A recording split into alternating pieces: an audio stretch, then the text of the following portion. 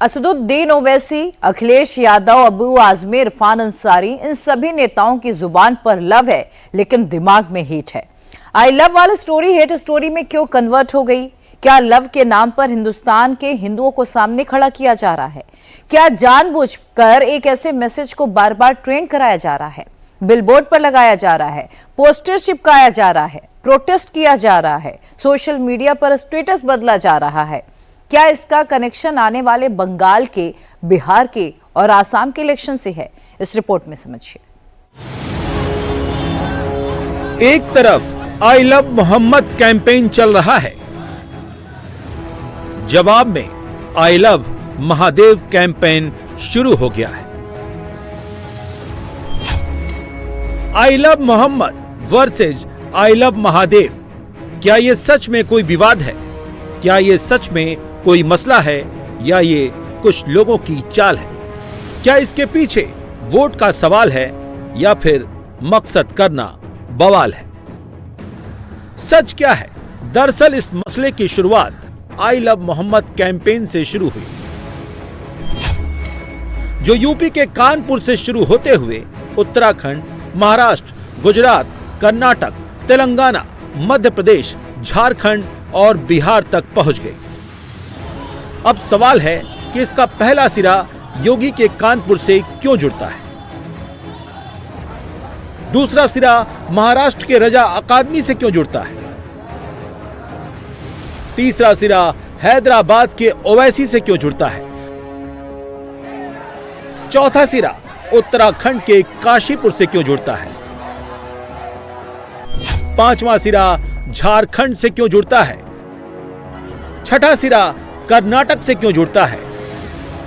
सातवां सिरा गुजरात के गांधीनगर से क्यों जुड़ता है? और सबसे अहम आठवां सिरा बिहार के चुनाव से क्यों जुड़ता है? ये सब बताएंगे, लेकिन सबसे पहले I love Mohammad versus I love Mahadev campaign का सबसे फ्रेश सीन दिखाते हैं, जो गुजरात के गांधीनगर में शुरू हुआ और एक बड़े फसाद तक पहुंच गया।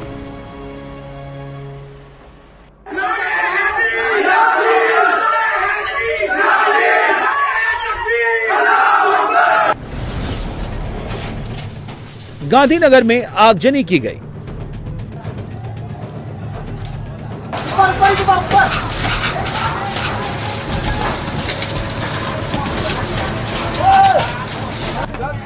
गांधीनगर में गाड़ियां तोड़ी गईं।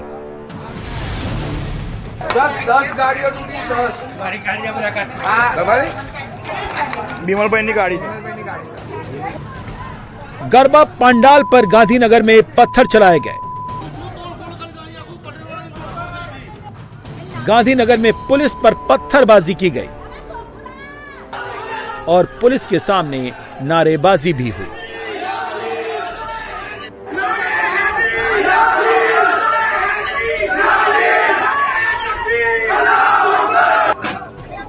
गांधीनगर में दुकानों में घुसकर तोड़फोड़ हुई।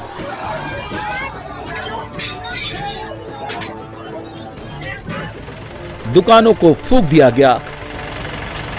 लेकिन सवाल है कि गांधीनगर में यह बवाल क्यों हुआ?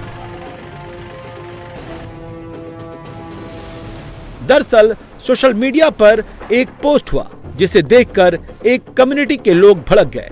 इतने भड़क गए कि भीड़ ने गांधीनगर के बहियल गांव को हिंसा की आग में झोंक दिया। आखिर में उस पोस्ट में ऐसा क्या था?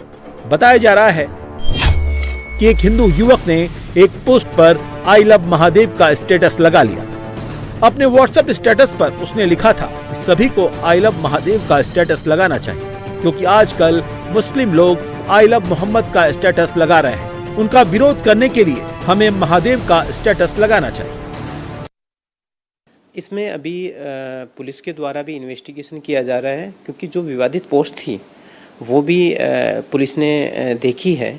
उस विवादित पोस्ट में यदि कुछ इस तरीके का था भी, तो वो पुलिस उसके लिए काम करती है, एक्शन लेती है, एफआईआर दर्ज करती है। उस पुलिस के सामने जो भी जिनके भी सेंटिमेंट्स हर्ट थे उनको आना चाहिए था, बट वो नहीं आकर और इस तरीके की जो क्राउड मेंटलिटी में आकर और इस तरीके की जो कार्रवाई की है, तो इसके पीछे क्या कोई कॉन्स्पिरेसी थी, इसके पीछे क्या किसी ने लोगों को इस संबंध में मोटिवेट किया है, इसके बारे में अभी तहकीकात चल रही है। और जो भी लोग जो मोटिवेट करने वाले, इंस्टिगेट करने वाले भी लोग थे, उनको भी पुलिस पूछताछ करेगी और उनके खिलाफ भी जो सख्त से सख्त कार्रवाई करेगी।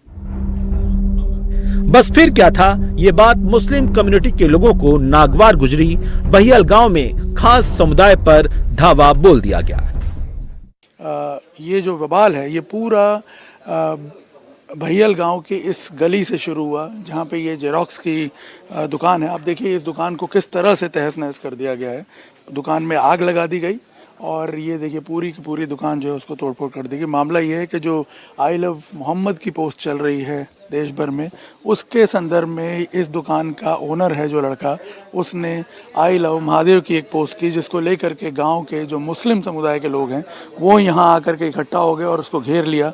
वो तो यहाँ से भाग गया, लेकिन गांव जो ग्रुप था उसने दुकान में तबाही मचा दी। कहा जा रहा है कि गांधीनगर के बहियल गांव को देर रात जला दिया गया था। इस गांव में मुस्लिम आबादी डोमिनेट करती है। बहियल गांव की डेमोग्राफी की बात करें तो यहाँ की आबादी 10,000 है, जिसमें 70% आबादी मुस्लिमों की है और 30% हिंदू है। फिलहाल इलाके में तनाव है और अब उपद्रवियों की पुलिस तलाश कर रही है। सीसीटीवी फुटेज के जरिए फसादियों की पहचान की जा रही है। अब तक पुलिस ने 60 उपद्रवियों को हिरासत में लिया है। लेकिन सवाल है कि क्या I love Mohammad versus I love Mahadev campaign मामला सिर्फ धर्म का मामला है या इसके पीछे देश में कोई बड़ा बवाल करने की साजिश है, या इसका मकसद सियासी है, चुनावी है। ये बात हम क्यों कह रहे हैं? क्योंकि बात अब सिर्फ 2 कम्युनिटी तक नहीं रह गई है। I love Mohammad versus I love Mahadev campaign से वोट जुगाड़ने की कोशिश शुरू हो गई है। मुस्लिम वोट की सियासत करने वाली पार्टियां मुस्लिम वोट खींचने में लग गई हैं और हिंदू वोट की पॉलिटिक्स करने वाले हिंदू वोट का जुगाड़ करने में जुट गए हैं। हिंदू मुस्लिम की सियासत करने वाले नेताओं के टाइमलाइन पर जमकर I love Mohammad versus I love Mahadev चल रहा है। सबसे पहला सैंपल हैदराबाद वाले भाईजान असदुद्दीन ओवैसी की टाइमलाइन पर नजर आया। ओवैसी इस वक्त मुस्लिम वोट के गढ़ बिहार के सीमांचल में यात्रा निकाल रहे हैं, जहां उनका अपना एक सॉलिड वोट बैंक है। सोशल मीडिया पर ओवैसी का ये पोस्ट तब आया जब कानपुर से 4 सितंबर को ईद मिलादुन्नबी के दिन आई लव मोहम्मद नाम के बैनर पोस्टर सबसे पहले दिखाई दिए थे।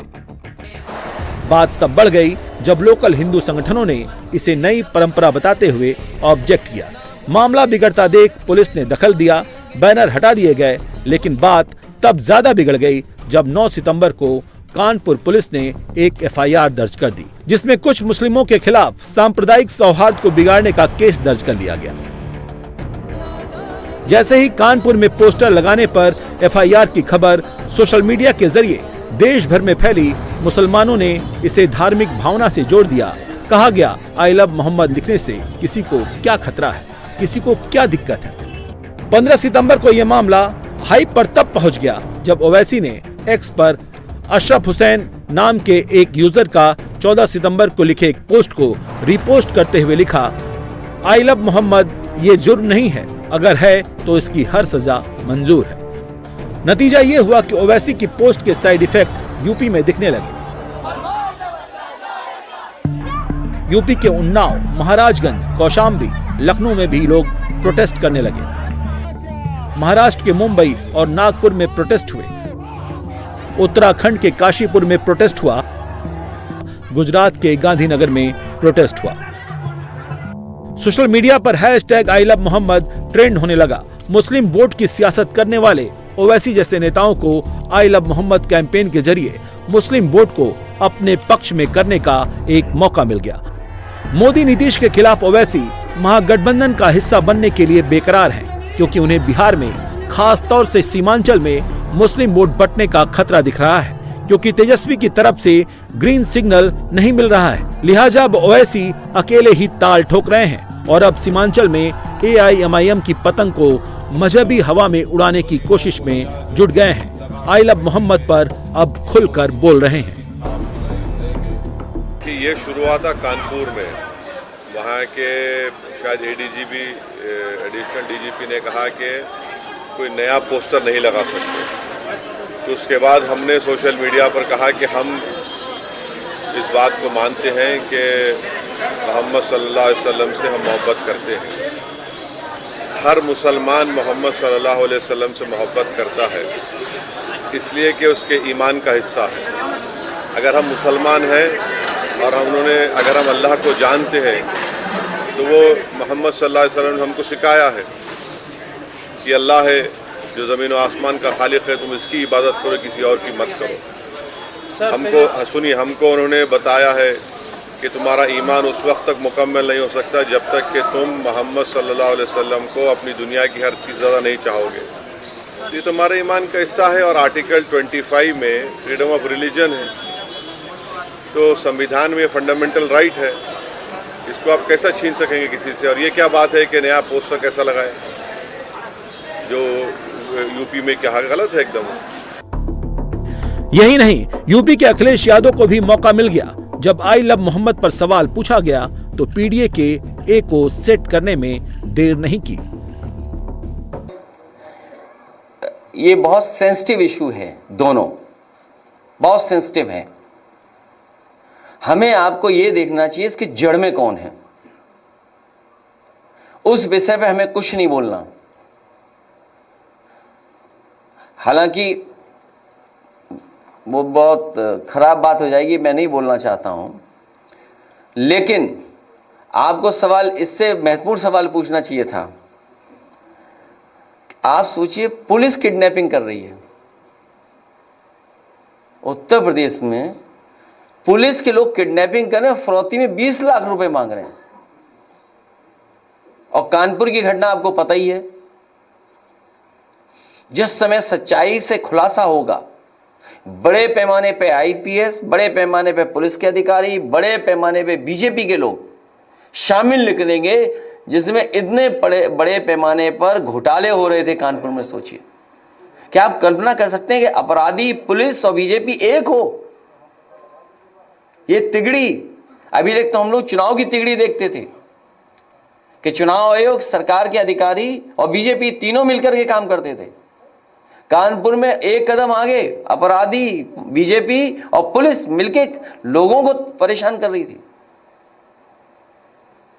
हालांकि धर्म में एक दूसरे के प्रति अगर आई लव यू कहने लगे तो सब मामले खत्म हो जाएंगे।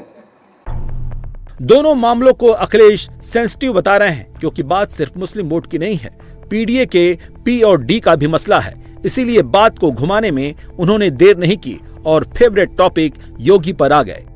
अखिलेश इस मुद्दे पर बोलने से क्यों कतरा रहे हैं, इसकी वजह भी है, क्योंकि बात 20 की ही नहीं 80 की आ गई है। क्योंकि हिंदू पक्ष ने भी I love Ram, I love Hanuman, I love Mahadev, I love Mahakal, I love Ganesh जैसे हैशटैग चलाना शुरू कर दिया है।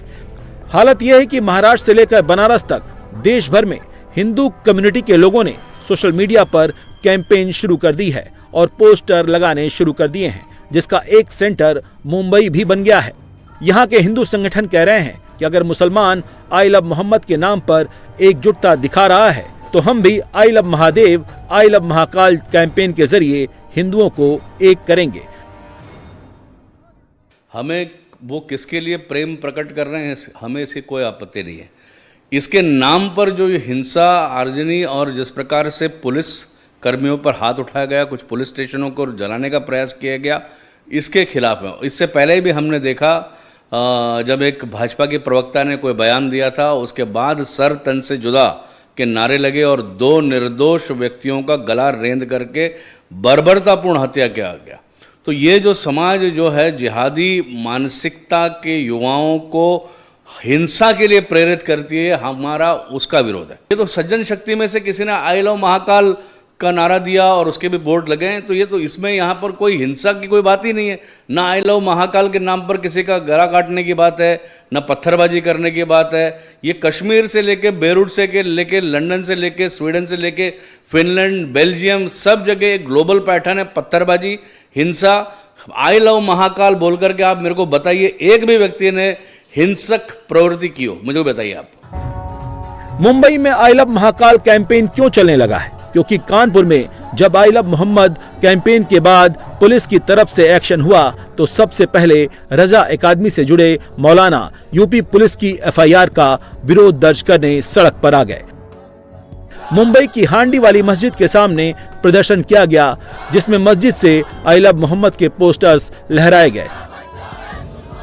अब हम तमाम वो तरीके इख्तियार करेंगे जिससे मुसलमानों के दिलों में हुजूर की मोहब्बत और ज्यादा बढ़े, मोहम्मद सल्लल्लाहु ताला अलैहि वसल्लम की मोहब्बत ज्यादा से ज्यादा हो, और ये ऐलान करते हैं कि मुसलमान अपने हर बच्चे का नाम मोहम्मद रखें। तो जितने भी बच्चे पैदा होंगे उनका नाम इंशाअल्लाह मोहम्मद रखा जाएगा। क्यों? इसके पीछे भी रीजन अपने नबी से मोहब्बत का रीजन है कि हम तुम जितनी भी कोशिश करो कि मुसलमानों के दिलों से हुजूर की मोहब्बत कम हो, तो मुसलमानों के दिलों से हुजूर की मोहब्बत कम होने वाली नहीं है। मुसलमान हुजूर के नाम पर अपनी जान कुर्बान कर सकता है और तौहीन बर्दाश्त नहीं कर सकता। सिर्फ हांडी वाली मस्जिद ही नहीं, मुस्लिम बहुल इलाके मदनपुरा में भी आई लव मोहम्मद के पोस्टर्स, बैनर्स लगा दिए गए।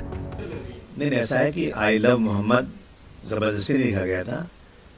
जब त्योहार होता है, क्रिश्चियन का हो या सिख भाइयों का हो या हिंदू भाइयों का हो, तो सब लोग अपने जिसको मानते हैं, देवी देवताओं को, भगवान को, ईश्वर को, वो सब लोग उसकी पोस्टर लगाते हैं।